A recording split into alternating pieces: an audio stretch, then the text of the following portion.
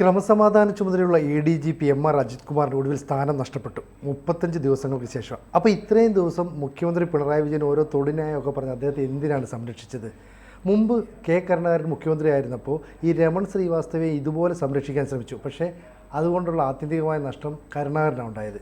ഇവിടെയും ഒരു പിണറായിക്കുള്ള നഷ്ടം അങ്ങനെയായിരിക്കുമോ കാര്യങ്ങൾ നീങ്ങുക? നഷ്ടം ഉണ്ടായി എന്ന് വരാം. ഈ ഒരു പൊതു ധാരണ ഇവർ വളർത്തിയെടുത്തിട്ടുണ്ട്, അല്ലെങ്കിൽ എടുക്കാൻ ശ്രമിച്ചിട്ടുണ്ട്. ഈ RSSകാർ സമൂഹത്തിൽ തൊട്ടുകൂടാത്തവരാണ്. അവരെ കണ്ടാൽ കുളിക്കണം. കേരളീയ സമൂഹത്തിൽ കേരളീയ സമൂഹത്തിൽ. അപ്പോൾ ആ ഇക്വേഷനിലൂടെ മുസ്ലിങ്ങളെ സന്തോഷിപ്പിക്കാമെന്നും മുസ്ലിങ്ങളുടെ വോട്ട് കിട്ടുമെന്നും മുസ്ലിങ്ങളും നല്ലൊരു ശതമാനം ക്രിസ്ത്യാനികളും ഒക്കെ ഈ ഇക്വേഷന് വോട്ട് ചെയ്യും എന്നുള്ള ധാരണയിലാണ് ഇത്രയും കാലം കേരളത്തിലെ രാഷ്ട്രീയം നടന്നു വന്നത്. ആ ധാരണ കുറേയൊക്കെ ശരിയാണ് താനും. ഈ മുസ്ലിങ്ങൾ സംപ്രീതരാകുന്നത് അവർക്കെന്തെങ്കിലും ചെയ്തു കൊടുക്കുമ്പോഴല്ല, അവരുടെ ശത്രുവിനെ നിങ്ങളൊന്ന് ആക്രമിക്കുമ്പോഴാണ്. ഇത് ഇന്ത്യൻ രാഷ്ട്രീയത്തിൽ ഇത് ആദ്യം പറയുന്നത് VP സിംഗാണ്.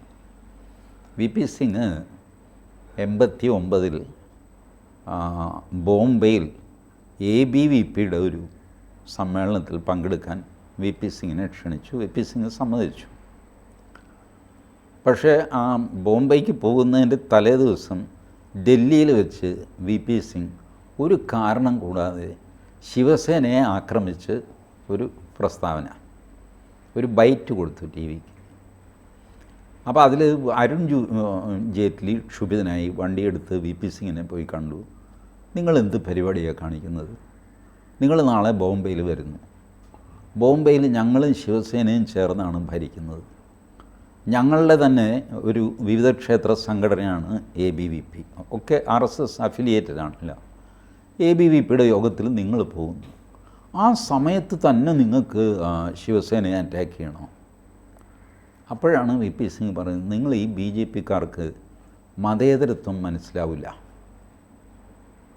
മുസ്ലിങ്ങളുടെ മനസ്സും നിങ്ങൾക്ക് മനസ്സിലാവില്ല. ഞാൻ നാളെ എവിടെയാണ് പോകുന്നതെന്ന് എനിക്ക് നന്നായിട്ടറിയാം. ABVP സംഘപരിവാർ അവരുടെ യോഗത്തിൽ പങ്കെടുക്കാനാണ് ഞാൻ പോകുന്നത്. സ്വാഭാവികമായിട്ട് മുസ്ലിങ്ങൾക്ക് ദേഷ്യം വരും. ആ ദേഷ്യം അടക്കാൻ എന്താ മാർഗം? നിങ്ങളല്ലാതെ നിങ്ങളുടെ സ്വഭാവമുള്ള, നിങ്ങളുടെ യോഗത്തിൽ പങ്കെടുക്കുമ്പോൾ നിങ്ങളെ തന്നെ അറ്റാക്ക് ചെയ്യാൻ പറ്റില്ലല്ലോ, നിങ്ങളുടെ സ്വഭാവമുള്ള വേറൊരുത്തിനെ ചീത്ത പറയുക. മഹാരാഷ്ട്രയിലെ മുസ്ലിങ്ങൾ ഏറ്റവും അധികം വെറുക്കുന്നത് ആരെയാണ്? ബാൽ താക്കറെയാണ്, ശിവസേനയാണ്. ശിവസേനയെ ഞാൻ 4 ചീത്ത പറയുന്നു. അപ്പോൾ മുസ്ലിങ്ങൾ VP സിംഗ് യോഗ്യനാണ്. അപ്പോൾ VP സിംഗ് ABVPയിൽ അല്ല, ഇപ്പോൾ അവരുടെ ഒരു യോഗത്തിൽ പോയി അത്രേ ഉള്ളൂ. ബട്ട് കണ്ടില്ലേ ശിവസേനയ്ക്കെതിരെ പറഞ്ഞത്? ഇതിങ്ങനെ പോവും. ഇതാണ് ഇതിൻ്റെ. ഇപ്പോൾ കേരളത്തിൽ ഈ ബഹളം വയ്ക്കുന്ന എല്ലാവർക്കും അറിയാം, ADGP അജിത് കുമാർ ദത്താത്രേയ ഹൊസബളയെ കണ്ടതുകൊണ്ട് ഒരു ചുക്കുമില്ല എന്ന് എല്ലാവർക്കും അറിയാം. ഈ പറയുന്ന സകലമാന പേർക്കും അറിയാം. ബട്ട് അത് ഇഷ്യൂ ആക്കുന്നത് ഈ ന്യൂനപക്ഷ വോട്ട് കാക്ഷിച്ചുകൊണ്ടാണ്. പിണറായി വിജയൻ്റെ ആദ്യത്തെ കാൽക്കുലേഷൻ ഈ ന്യൂനപക്ഷ വോട്ടിനേക്കാൾ വാല്യൂ ഭൂരിപക്ഷ വോട്ടിനാണ്. ഈ 2024 ലോക്സഭാ തെരഞ്ഞെടുപ്പിൽ ഒറ്റ സീറ്റ് CPMന് കിട്ടിയുള്ളൂ. എന്താ കാരണം? അന്ന് എല്ലാവരും തുറന്ന് സമ്മതിച്ചു, CPMൻ്റെ ഹിന്ദു ബേസ് തകർന്നു. ഹിന്ദു വോട്ടർമാർ, അവർ CPMൻ്റെ മെമ്പർമാരാണ്, അവർ പോലും CPMന് വോട്ട് ചെയ്യാതെ BJPക്കും കോൺഗ്രസിനും ഒക്കെ വോട്ട് ചെയ്തു. അത്രയധികമാണ് CPM നടത്തിയ മുസ്ലിം പ്രകടനം. പോപ്പുലർ ഫ്രണ്ടിനെ അനുകൂലിക്കാൻ പോയി, നാടെങ്ങും പാലസ്തീൻ ഐക്യദാർഢ്യം നടത്തി, ഇതൊക്കെ നടത്തി, കംപ്ലീറ്റ് മുസ്ലിം പക്ഷത്തേക്ക് ചാഞ്ഞു പാർട്ടി. ഇതിൽ ക്ഷുഭിതരായ ഹിന്ദുക്കളാണ്, അല്ലെങ്കിൽ നിരാശരായ ഹിന്ദുക്കളാണ് മാറി വോട്ട് ചെയ്തത്. ഇതാണ് പാർട്ടിയുടെ അസസ്മെൻറ്റ്. ഇപ്പം ഇവരെ തിരിച്ചു കൊണ്ടുവരണം. തിരിച്ചു കൊണ്ടുവരാൻ എന്താ മാർഗം? ഒന്ന്, അവരെ സുഖിപ്പിക്കാനായിട്ട് എന്തെങ്കിലും ചെയ്യുക. അത് ചെയ്ത് ഫലപ്രാപ്തിയിൽ എത്തിക്കാൻ ഒരുപാട് താമസിക്കും. ഹിന്ദുക്കൾക്ക് മാത്രമായിട്ട് എന്തെങ്കിലും ചെയ്താൽ മറ്റുള്ളവർ ഇഷ്ടപ്പെടുകയില്ല. അപ്പോൾ പിന്നെ ചെയ്യുന്നത് എന്താ? മുസ്ലിങ്ങളെ ഒന്ന് പ്രതിരോധത്തിലാക്കുക, അപ്പോൾ ഹിന്ദുക്കൾക്ക് തൃപ്തിയാവും. മുസ്ലിങ്ങളെ പ്രതിരോധത്തിലാക്കാൻ തീരുമാനിച്ചു. അങ്ങനെയാണ് അൻവറാണ് ഈ ആയുധം ഇട്ട് കൊടുക്കുന്നത്. പിണറായി ആയുധം ഇല്ലാതെ നിൽക്കുകയായിരുന്നു. അൻവറാണ് ആദ്യം പറഞ്ഞത് മലപ്പുറം ജില്ലയിൽ ഏറ്റവും അധികം കേസുകൾ പിടിക്കുന്നു, മുസ്ലിങ്ങളെ വേട്ടയാടുന്നു. അപ്പോൾ പിണറായി വിജയൻ ഈ കണക്ക് പുറത്തു വിട്ടു. ഏറ്റവും അധികം മലപ്പുറം ജില്ലയിലാണ്, വേട്ടയാടലൊന്നുമല്ല, നിങ്ങൾ ചെയ്യുന്നു, നിങ്ങളുടെ പേരിൽ കേസ് വരുന്നു. ഏറ്റവും അധികം ഹവാലപ്പണം പിടിക്കുന്നത് മലപ്പുറം ജില്ലയിലാണ്. ഈ പ്രസ്താവനയിലൂടെ പിണറായി വിജയൻ ആഗ്രഹിച്ചത് ഈ നഷ്ടപ്പെട്ടു പോയ ഹിന്ദു വോട്ടുകൾ തിരിച്ചു പിടിക്കാം. പുതിയ ഹിന്ദു വോട്ടുകൾ വരില്ല. അത് മിക്കവാറും സ്വന്തം ഭാഗത്തു നിന്ന് ഇറങ്ങിപ്പോയ ആൾക്കാരുണ്ടല്ലോ, അവരെ തിരിച്ചു കൊണ്ടുവരാൻ പറ്റും എന്നുള്ള കാൽക്കുലേഷനായിരുന്നു. അത് പക്ഷേ പാർട്ടിയിൽ അക്സെപ്റ്റ് ചെയ്യപ്പെട്ടില്ല. CPIക്ക് ഒട്ടും ബോധ്യമായില്ല. CPMനുള്ളിൽ തന്നെ അത് ബോധ്യമാവാത്ത ആൾക്കാരുണ്ടായിരുന്നു. അവരിപ്പോഴും മുസ്ലിം പ്രീണനത്തിന് തന്നെ നിൽക്കണം എന്ന് ആഗ്രഹിക്കുന്നവരാണ്. ഹിന്ദുവിനെ നമ്മൾ വകവയ്ക്കേണ്ട, അവൻ നമ്മുടെ അടിമ, അവന് കിടന്നോളും, സഖാവ് അതൊന്നും പേടിക്കണ്ട. പക്ഷേ വിവരമുള്ള ആര് നോക്കിയാൽ അറിയാം, 2019 ലോക്സഭാ തെരഞ്ഞെടുപ്പിൽ ശബരിമല വന്നു കഴിഞ്ഞപ്പോൾ യു ലോസ്റ്റ് ഹിന്ദു വോട്ട്. അങ്ങനെയാണ് അന്ന് ഒരു സീറ്റായത്. അന്ന് ശബരിമല ഒരു കാരണമെന്ന് പറയാം. 2024 തെരഞ്ഞെടുപ്പിൽ എന്തായിരുന്നു കാരണം? ഹിന്ദു വോട്ട് നഷ്ടപ്പെടാൻ മുസ്ലിം പ്രീണനം മാത്രമാണ് കാരണം. അതുകൊണ്ട് അത് നിർത്തുക എന്നുള്ളതായിരുന്നു പിണറായി വിജയൻ്റെ തന്ത്രം. ബട്ട് പാർട്ടി സമ്മതിക്കുന്നില്ല, LDF മൊത്തം സമ്മതിക്കുന്നില്ല, വല്ലാത്ത ബഹളം. അപ്പോൾ എനിക്ക് തോന്നുന്നു പിണറായി വിജയനൊടുവിൽ കീഴടങ്ങാൻ തീരുമാനിച്ചതാണ്. അത് ഞാൻ ഒരല്പം അയയാൻ തയ്യാറാണ് എന്നുള്ളതിൻ്റെ അടയാളമാക്കി പുള്ളി ADGPയെ സ്ഥാനത്ത് നിന്ന് മാറ്റി ബറ്റാലിയൻ്റെ ചാർജ് കൊടുത്തു. അപ്പോഴും അത് ശിക്ഷാ നടപടിയോ ഒന്നുമല്ല, ഒരു സാധാരണ ട്രാൻസ്ഫർ എന്നുള്ള രീതിക്കാക്കി. ശിക്ഷാ നടപടി എടുക്കാനും പറ്റില്ല. RSS നേതാവിനെ പോയി കാണുന്നത് ചട്ടവിരുദ്ധമല്ല, അങ്ങനെ ഒരു ചട്ടമില്ല. കോഡ് ഓഫ് കോണ്ടക്റ്റ് ഉണ്ട് IPSകാർക്ക്, അവരുടെ റൂൾസുണ്ട്, പെരുമാറ്റച്ചട്ടമുണ്ട്, സർവീസ് റൂൾസുണ്ട്. ഇതൊന്നും അജിത് കുമാർ ലംഘിച്ചിട്ടില്ല. പിന്നെ എങ്ങനെ അദ്ദേഹത്തെ ശിക്ഷിക്കാൻ പറ്റുക, സസ്പെൻഡ് ചെയ്യാൻ പറ്റുക? ആകെ ചെയ്യാവുന്നത് ട്രാൻസ്ഫറാണ്. ട്രാൻസ്ഫർ ചെയ്തു. ഇതാണ് ഇപ്പോൾ നിൽക്കുന്ന ചിത്രം. ഇത് ഇപ്പോൾ CPMന് ഇതൊരു വലിയ നഷ്ടക്കച്ചവടമാകും. വാസ്തവത്തിൽ നഷ്ടക്കച്ചവടം മാത്രമല്ല, ഈ ഞാൻ പറഞ്ഞില്ലേ, മുസ്ലിങ്ങളെ സന്തോഷിപ്പിക്കാനായിട്ട് ചെയ്യേണ്ടത് അവരുടെ ശത്രുക്കളെ അറ്റാക്ക് ചെയ്യുക. ഒരു കാര്യവുമില്ലാതെ ശബരിമലയിൽ 80,000 പേരെ മാത്രമേ കയറ്റുള്ളൂ എന്ന് തീരുമാനിച്ചു. പമ്പ വഴിയായാലും വേലന്താവളം വഴിയായാലും എങ്ങനെ വന്നു കഴിഞ്ഞാൽ, പുല്ലുമേട് വഴി വന്നാലും എങ്ങനെ വന്നു കഴിഞ്ഞാലും 80,000 ഫിനിഷ്, അതിനപ്പുറം കയറ്റില്ല. ഈ 80,000ഉം ഓൺലൈനായിരിക്കണം. സ്പോട്ട് ബുക്കിംഗ് പറ്റില്ല. സ്പോട്ട് ബുക്കിംഗ് പറ്റില്ല, സ്പോട്ടിന് വെറുതെ ചെന്ന് കയറാൻ പറ്റില്ല. ലുക്ക്, ഇത് സാമാന്യ ബുദ്ധിയുള്ള ഈ വലിയ ഭക്തനും എല്ലാ വർഷവും ശബരിമലയ്ക്ക് പോകുന്നവനും ഒന്നുമല്ല ഞാൻ. പക്ഷേ എനിക്കറിയാം ആളുകൾ എങ്ങനെയാണ് ശബരിമലയ്ക്ക് പോകുന്നത്. പ്രത്യേകിച്ച് തമിഴ്നാട്ടിൽ നിന്നൊക്കെ വരുന്നവർ യഥാർത്ഥത്തിൽ 41 ദിവസത്തെ വ്രതം എടുക്കും. കേരളത്തിലെ ആൾക്കാർ 2-3 ദിവസമൊക്കെയാണ് വ്രതം എടുക്കുന്നത്. അവർ 41 ദിവസം വ്രതം എടുക്കും. ഈ 41 ദിവസത്തെ വ്രതം എടുത്താലുണ്ടല്ലോ, അവർ പടി ചവിട്ടില്ല, പിന്നെ പടി കയറില്ല. പിന്നെ ഞാൻ കയറണമെങ്കിൽ അയ്യപ്പൻ്റെ പടിയേ കയറുള്ളൂ. ഞാൻ തമിഴ്നാട്ടിൽ ജോലി ചെയ്യുന്ന സമയത്ത് എൻ്റെ ഡ്രൈവർ ഫസ്റ്റ് ഫ്ലോറിലാണ് ഓഫീസ്. ഇവൻ വന്ന് ശമ്പളം വാങ്ങില്ല, അക്കൗണ്ടൻ്റ് താഴെ കൊണ്ടുപോയി ശമ്പളം കൊടുക്കണം. പടി ചവിട്ടി കയറില്ല. പടി ചവിട്ടി കയറില്ല. അപ്പോൾ ഞാൻ ചോദിച്ചു, എന്താ ഇത്? അല്ല, ഡ്രൈവർക്ക് ശമ്പളം കൊടുക്കുക. അവൻ ഇങ്ങോട്ട് വരാൻ ഇല്ല സാർ, അവൻ പടി കയറില്ല. അവൻ ആ 41 ദിവസം പടി കയറി. പിന്നെ അവൻ പടി കയറണമെങ്കിൽ ശബരിമലയിൽ നിന്ന് തിരിച്ചു വരണം. ഞാൻ വിളിച്ചിട്ടും അയാൾ വന്നില്ല. അയാൾ എന്നോട് പറഞ്ഞു, സാർ എന്നെ മുകളിലേക്ക് വിളിക്കരുത്. 41 ഞാൻ ശബരിമലയ്ക്ക് പോയി വരുന്നത് വരെ എന്നെ മുകളിലേക്ക് വിളിക്കരുത്, ഞാൻ പടി കയറില്ല. പടി കയറണമെങ്കിൽ അയ്യപ്പൻ്റെ പടി. ഇത് കഴിഞ്ഞിട്ട് ഇത്ര കഠിനമായ വ്രതം ആരെങ്കിലും കണ്ടിട്ടുണ്ടോ? ഇതൊന്നും നമ്മുടെ വ്രതത്തിൽ പറഞ്ഞിട്ടൊന്നുമില്ല.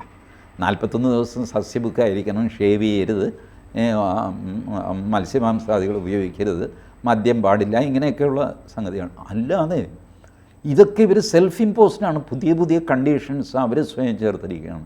വ്രതം എടുത്തു കഴിഞ്ഞാൽ പിന്നെ പടി ചവിട്ടില്ല, നടന്നേ വരുള്ളൂ.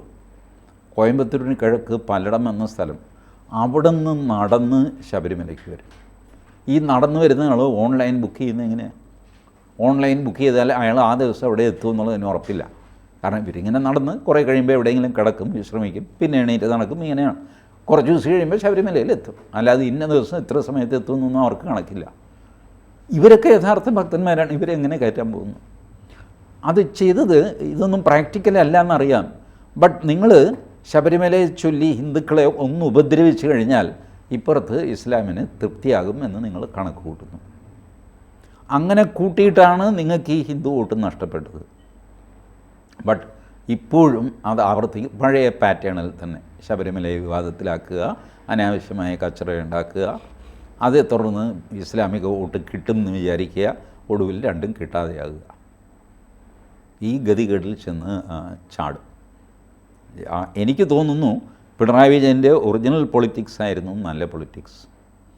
ADGP RSS അങ്ങനെ തോന്നിയവരെ അങ്ങേര് കാണും. അതൊന്നും സർവീസ് ചട്ടലംഘനമൊന്നുമില്ല. അതിൽ സർവീസ് ചട്ടലംഘനം ഉണ്ടെങ്കിൽ പറ, അല്ലാതെ അങ്ങേര് അവിടെ പോയി ഇവിടെ പോയി അയാളെ കണ്ടു ഇയാളെ കണ്ടു ഇതൊന്നും എനിക്കറിയേണ്ട കാര്യമില്ല. ഈ പ്രൊട്ടക്റ്റ് ചെയ്താൽ ഇതിൽ സംഭവിച്ച കാര്യം ക്ലിയർ. പൊളിറ്റിക്സിന് എപ്പോഴും ഈ ഒരു കമ്മ്യൂണിറ്റിയുടെ കളറുണ്ട്, അല്ലെങ്കിൽ ഉണ്ടാക്കും. ഇപ്പുറത്ത് നിന്നതാരാ? അൻവർ, KT ജലീൽ, കാരാട്ട് റസാഖ്. ഓപ്പോസിറ്റ് നിന്നത് അജിത് കുമാർ, P ശശി, പിണറായി വിജയൻ. ഒരു ഹിന്ദു വേഴ്സസ് മുസ്ലിം പ്രശ്നമാണിത്. അതിൽ രണ്ട് ഹിന്ദുക്കളെ പ്രൊട്ടക്റ്റ് ചെയ്ത് പിണറായി വിജയൻ നിന്നു. ഈ മെസ്സേജ് ഹിന്ദുക്കളിലേക്ക് പാസ് ചെയ്യണമായിരുന്നു പാർട്ടി. പിണറായി വിജയൻ ആവുന്നത്ര അത് പാസ് ചെയ്തു. പക്ഷേ പാർട്ടി അതിന് സമ്മതിച്ചില്ല. കാരണം പാർട്ടിക്ക് ഇപ്പോൾ സംഭവിച്ചതെന്ന് വെച്ചാൽ പാർട്ടി നല്ല രീതിയിൽ ഇസ്ലാമികവൽക്കരിക്കപ്പെട്ടു. അതുകൊണ്ട് അവർക്ക് RSSുമായിട്ട് കോംപ്രമൈസ് സാധ്യമല്ല. ADGP MR അജിത് കുമാറാണ് നേരത്തെ ശബരിമലയിലെ ഈ പ്രശ്നങ്ങൾക്കൊക്കെ തുടക്കം കുറിച്ച്, അന്നത്തെ ഈ നിയന്ത്രണങ്ങളെല്ലാം തുടക്കം കുറിച്ച്. ഇപ്പം അദ്ദേഹത്തെ പങ്കെടുപ്പിക്കാതെയാണ് ഈ ശബരിമലയിൽ ഇത് സംബന്ധിച്ചുള്ള അവലോകന യോഗം നടത്തിയത്.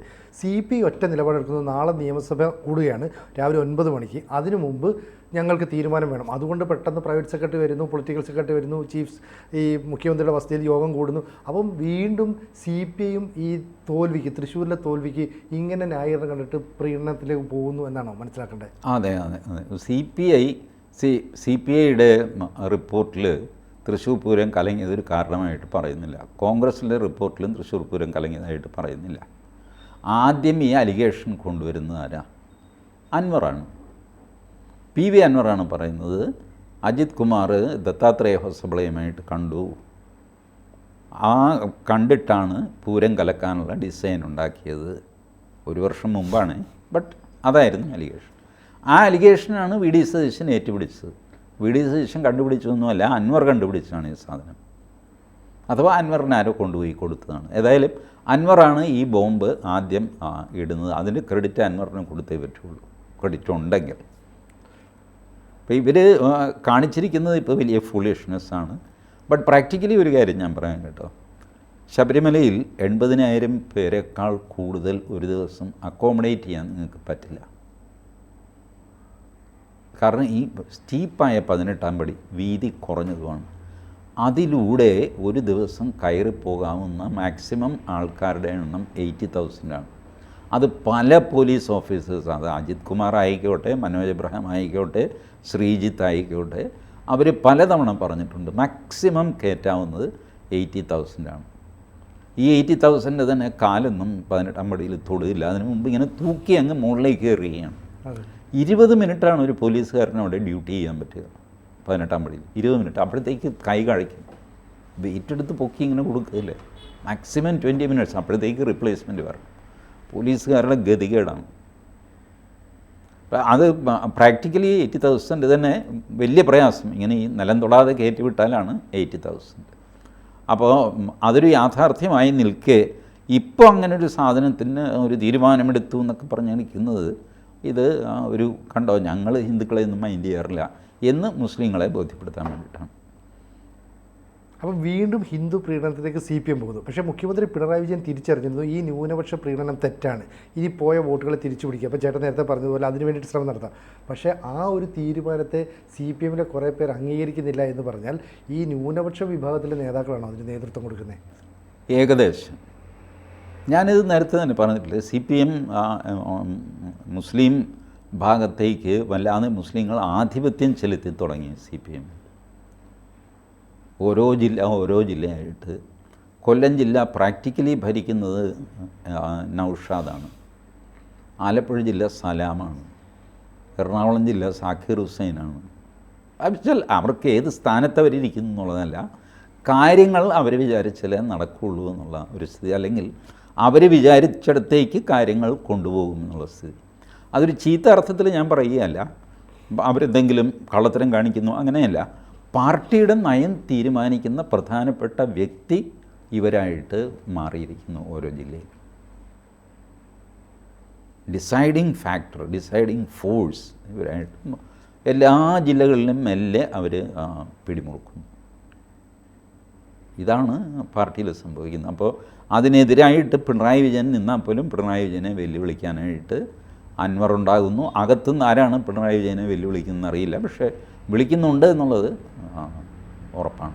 പിണറായി വിജയൻ എടുത്ത തീരുമാനം മനസ്സിലാക്കാൻ ഈ പാർട്ടി സെക്രട്ടറിക്കോ അതുപോലെയുള്ള മുതിർന്ന ഈ ഹിന്ദുക്കൾ അവർക്ക് മനസ്സിലാകുന്നൊക്കെ ഉണ്ട്, പക്ഷേ അതിൻ്റെ ആവശ്യമില്ല എന്നാണ് അവർ പറയുന്നത്.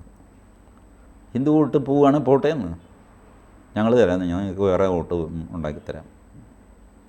പക്ഷേ പാർലമെൻറ്റ് ഇലക്ഷനിൽ പിണറായി പങ്കെടുത്ത യോഗങ്ങളിലടക്കം വലിയ ആൾക്കൂട്ടം ഈ ന്യൂനപക്ഷ വിഭാഗത്തിൽ നിന്നുണ്ടായി, വോട്ട് മാത്രം കിട്ടിയില്ലല്ലോ, പിന്നെ എങ്ങനെ പ്രതീക്ഷിക്കാൻ പറ്റും? അല്ല, അത് എനിക്കറിയില്ല, അത് അവരുടെ കാൽക്കുലേഷൻ എന്താണെന്ന് നമുക്ക് നോക്കാം. ബിക്കോസ് ഇപ്പോഴും ഇതുണ്ടല്ലോ, വലിയൊരു വിഭാഗം ഹിന്ദുക്കൾ, you take them for granted. ഹിന്ദുക്കളിലെ ഭൂരിഭാഗം ഹിന്ദു താല്പര്യത്തിന് എതിരായിട്ട് വോട്ട് ചെയ്യുന്നവരാണ്. ഹിന്ദുക്കളിലെ ഭൂരിഭാഗം അവനവൻ്റെ താല്പര്യത്തിന് എതിരായിട്ട് വോട്ട് ചെയ്യും, അത് ഗ്യാരണ്ടീഡാണ്. ഈ ഗ്യാരണ്ടി ഇപ്പുറത്ത് നിൽക്കുന്ന ഇസ്ലാമിക നേതാക്കൾക്കുണ്ട്. ഇവനെ എന്തൊക്കെ ചെയ്താലും, തല്ലിയാലും കുത്തിയാലും ബലാത്കാരം ചെയ്താലും മുഖത്ത് തുപ്പിയാലും എന്ത് ചെയ്താലും അവൻ ആൻറ്റി ഹിന്ദു ആയിട്ട് വോട്ട് ചെയ്യുള്ളൂ. അതൊക്കെ ഓരോ സമുദായത്തിൻ്റെ സ്വഭാവം പഠിച്ചിട്ട് ആൾക്കാർ എടുക്കുന്ന സ്ട്രാറ്റജിയാണ്. സോ അവർ ഇസ്ലാമിക പക്ഷം ജയിച്ചു എന്ന് വരാം, അല്ലെങ്കിൽ ഒരു തോൽവി കൂടെ ആകുമ്പോൾ അവർ തിരുത്താൻ തുടങ്ങും എന്ന് വരാം. അത് കാലം തെളിയിക്കും. ഈ പഞ്ചായത്ത് തിരഞ്ഞെടുപ്പിൽ നമുക്ക് അറിയാൻ പറ്റും ഏകദേശം. അവസാനമായിട്ട് ഒറ്റ ചോദ്യം കൂടെ, ഈ രമൺ ശ്രീവാസ്തവയെ സംരക്ഷിച്ചത് കൊണ്ടാണ് മുഖ്യമന്ത്രി കസേരയിൽ നിന്ന് ഈ കെ കരുണാകരന് പിന്നീട് പുറത്തു പോകേണ്ടി വന്നതെന്ന് പറയപ്പെടുന്നു. അതുപോലെയാണെങ്കിൽ ഈ MR അജിത് കുമാറിനെ 35 ദിവസം സംരക്ഷിച്ച പിണറായി വിജയനെ കാത്തിരിക്കുന്നത് എന്തായിരിക്കും? അങ്ങനെയൊന്നുമില്ല, അതൊക്കെ വെറുതെ പറയുന്നതാണ്. രമൺ ശ്രീവാസ്തവയെ സംരക്ഷിച്ചു അതുകൊണ്ട് അങ്ങനെയൊന്നുമല്ല. കരുണാകരനെതിരെ കോൺഗ്രസ്സിൽ വലിയ പടകളൊക്കെ നടന്നു ഉമ്മൻചാണ്ടിയുടെ നേതൃത്വത്തിൽ.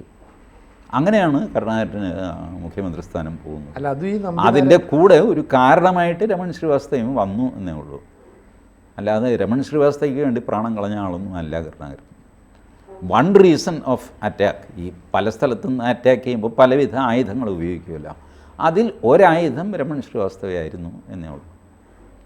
എന്തായാലും പിണറായി വിജയൻ എന്ത് സംഭവിക്കുന്നുള്ള കാത്തിരിക്കാം, നോക്കാം. കൂടുതൽ വാർത്തകളും വിശേഷങ്ങളും നിങ്ങളിലേക്ക് എത്താൻ ABC മലയാളം സബ്സ്ക്രൈബ് ചെയ്യുക, ബെൽ ബട്ടണും അമർത്തുക.